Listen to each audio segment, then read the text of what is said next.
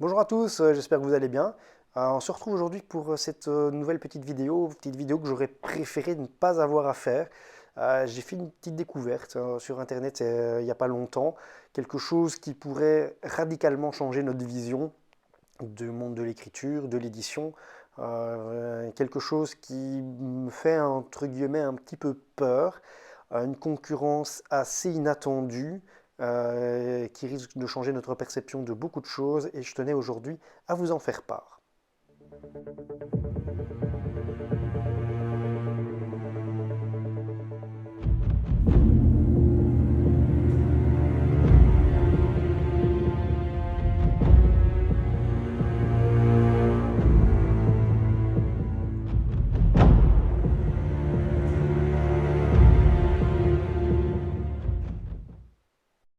Alors, une fois n'est pas coutume, je vais commencer cette vidéo en vous racontant une petite histoire.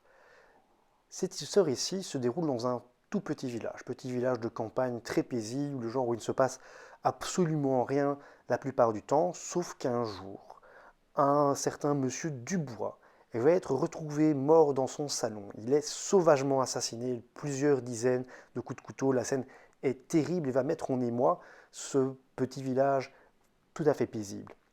Alors l'inspecteur Dupont, pas du tout habitué à ce type d'affaires, va se retrouver à devoir mener l'enquête.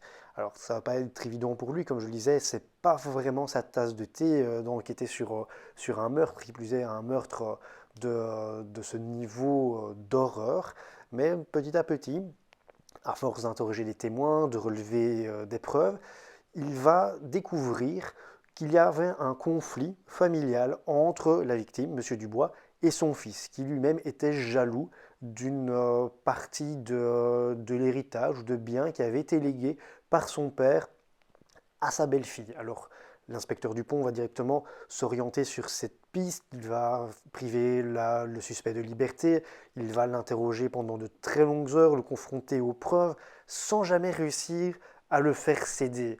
Alors, il désespère un petit peu, cherche des moyens, lui met un petit peu la pression. Il va faire des choses qui sont peut-être même un petit peu limites en termes de procédure, jusqu'au moment, jusqu'au moment où il va se rendre compte qu'il a fait fausse route depuis le départ. En effet, en recherchant un petit peu des informations dans ses bases de données policières, il va retrouver la trace d'une petite fiche, information, rien d'extraordinaire, mais une petite fiche qui va mentionner qu'un jour, M. Dubois a une altercation extrêmement violente avec sa voisine. Extrêmement violente avec un sujet qui était simplement un arbre dont les branches dépassaient au-dessus de la clôture. Alors, dans un premier temps, l'inspecteur Dupont ne va pas y faire plus attention que ça, tout comme les autres policiers qui étaient certainement passés sur cette fiche au départ, mais vu qu'il sèche un petit peu avec sa piste du fils de M. Dubois, il va commencer à s'intéresser à cette voisine. De fil en aiguille, il va se rendre compte que cette femme est extrêmement connue de la justice pour des faits violents, que si elle se trouve là, c'est justement parce qu'elle a une interdiction de résidence ailleurs où elle a commis des crimes extrêmement graves, elle a fait de la prison. Il va commencer à s'orienter dans cette direction-là et finalement, grâce au relevé d'empreintes, il va réussir à établir qu'elle était bien présente sur le lieu des faits, va perquisitionner son domicile, retrouver l'arme du crime et finalement la faire passer aux aveux durant un interrogatoire de nouveau de plusieurs heures. Alors, si vous avez aimé cette histoire, sachez qu'elle n'est pas de moi. Elle n'est pas de moi, elle n'a même été écrite par aucun autre être humain, puisque cette histoire a été créée à ma demande par une intelligence artificielle qui s'appelle ChatGPT 3.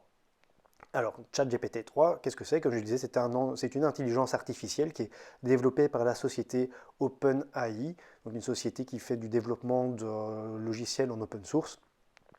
Il s'agit donc d'une plateforme qui va, au travers de l'analyse, grâce à des algorithmes de milliards, de centaines de milliards de données open source, être capable de réaliser tout un tas de choses que vous pourriez lui demander. Quand je dis tout un tas de choses, si vous voulez, comme je l'ai fait ici, lui demander de rédiger le pitch d'une nouvelle policière, il est capable de le faire. Si vous voulez qu'il écrive un poème en alexandrin, il en est capable aussi. Si vous voulez un résumé en 10 points des causes de la crise économique de 2008 ou une analyse stylistique de Sir Arthur Conan Doyle, il en est capable aussi. Alors, je vous invite à aller faire l'expérience, à aller voir, c'est assez effarant ce que cette application est capable de faire, même si parfois elle tape un petit peu à côté, ça, il faut le reconnaître, j'y reviendrai après. Mais alors, après avoir découvert ça, je me suis quand même posé une question. Est-ce que, aujourd'hui ou demain, des romans, des nouvelles, des récits, des textes, des scénarios de films pourraient être intégralement rédigés par une intelligence artificielle? Est-ce que le travail d'auteur est en péril? Est-ce que demain, un robot rédigera des polars ou des thrillers? La question est légitime. Il y a quelques mois, je voyais justement passer un article de presse expliquant qu'aux États-Unis, une polémique avait eu lieu suite à un concours de peinture, puisque le gagnant de ce concours avait présenté une peinture, enfin je ne sais pas si on peut vraiment dire du coup que c'était une peinture, mais avait présenté une œuvre complètement réalisée à base d'intelligence artificielle. Et donc forcément, mais la polémique qui grondait pour savoir si on pouvait permettre ou pas le fait que des œuvres comme celle-ci puissent concourir à un concours comme celui-là. Question, je trouve, légitime. Et c'est pour ça que je suis allé un petit peu plus loin dans la réflexion. C'est à ce moment que je vais quand même apporter une petite nuance. Comme je disais, j'ai poussé un petit peu la réflexion plus loin. Je me suis demandé si un jour, mon travail d'auteur allait devenir désuet et être remplacé par une machine. Et j'ai été plutôt rassuré, en tout cas par les constatations que je peux faire aujourd'hui. Et je dois être honnête sur quelque chose. L'histoire que je vous ai racontée au début de la vidéo n'est pas réellement l'histoire qui a été générée par ChatGPT 3. D'ailleurs, je vous invite à consulter le texte réel qui a été généré par l'intelligence artificielle et qui se trouve dans la description de cette vidéo et la comparer à la manière dont je vous l'ai raconté. En réalité, si vous vous contentez de lire cette histoire, le texte tel qu'il est sorti, je ne sais pas si vous serez d'accord avec moi, mais moi je ne l'ai pas trouvé tellement passionnante. Il manque des choses, il manque cette petite étincelle qui fait qu'une histoire fonctionne, qui fait qu'on n'a pas envie de la lâcher. J'ai fait l'expérience à plusieurs reprises avec des questions plus ou moins précises, et j'ai toujours fait le même constat. L'application va sortir des histoires qui sont intéressantes, qui sont de bonnes idées, mais qui sont toujours recoupées en fait de tout ce qui existe et qui est disponible en open source sur Internet, mais il manque toujours ce petit quelque chose, ce petit élément qui fait qu'on a envie d'aller plus loin dans la vidéo, de lire, qu'on n'a pas envie de reposer le livre. Ça, je ne l'ai jamais vraiment retrouvé. De plus, pour ceux qui seraient intéressés par utiliser ce type d'outils plus au niveau de l'enseignement, au niveau de leurs études, pour faire des résumés de textes, d'articles, etc., un avertissement. On a pu le constater aussi en discutant avec certains amis, avec certains collègues, en faisant des expériences. L'application n'est pas toujours juste et il y a une bonne raison à ça. Comme elle fait une synthèse de ce qui existe sur Internet, on sait tous que sur Internet, il y a des choses qui sont très intéressantes et d'autres qui ne le sont beaucoup moins, voire plein de choses qui sont de la véritable désinformation. Vu que l'application fait une synthèse de tout ça, mais forcément, elle est aussi amenée à remonter des informations qui ne sont pas correctes. Et c'est pour ça qu'il faut continuer à faire preuve d'un certain esprit critique. Alors, par rapport à la question de départ, est-ce que je dois m'inquiéter de me voir un jour remplacé par un robot au niveau de l'écriture? Eh bien, pour l'instant, mon point de vue est assez nuancé.